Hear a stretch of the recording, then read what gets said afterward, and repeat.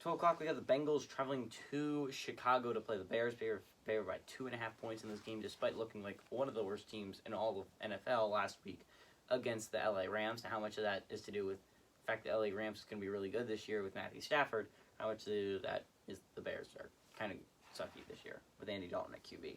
It's going to be on Fox, by the way. So the Bengals, I'll switch to the other side for a brief moment. Bengals looked really good week one. They had the first overtime game of the year.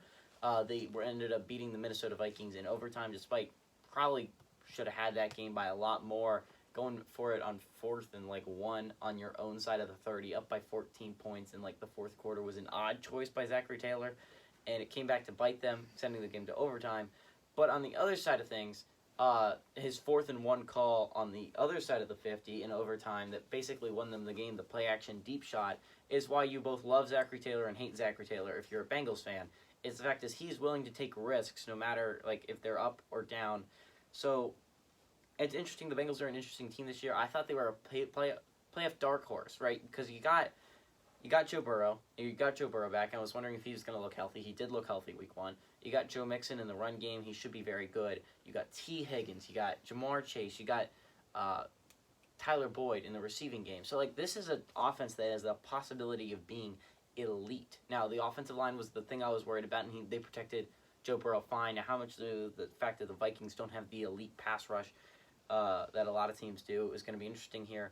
The Bears going against Khalil Mack. Khalil Mack's one of the best pass rushers in this league, so it's going to be interesting to see how the Bengals offensive line does against him.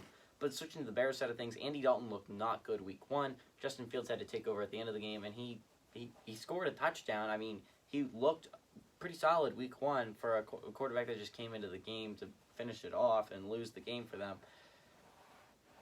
Chicago Bears, I thought were a possible playoff dark horse if they started Justin Fields. The fact is they are so intent on starting Andy Dalton. I don't get it at all. Andy Dalton at this point in his career is a backup, and that's fine. But he's not a starter in this league, and not for a team like Chicago. Chicago also proved last week why they're going to be very tough to make the playoffs, because you have Allen Robinson, and you probably have one of the receiver in Darnell Mooney, but literally no one else on that roster is very good at receiving, and it's really rough for the Chicago Bears. You know that you have a rough receiving core when you take one of the players the Lions cut for their receiving core makes your starting lineup. That is a rough day if you're a Chicago Bears fan. But I think this is a toss-up. What do you think? Bengals, Bears? Oh, I love your point on the wide receivers for the Bears. I didn't know that it came from the Lions. That's interesting, given that the Lions are not normally a very good team.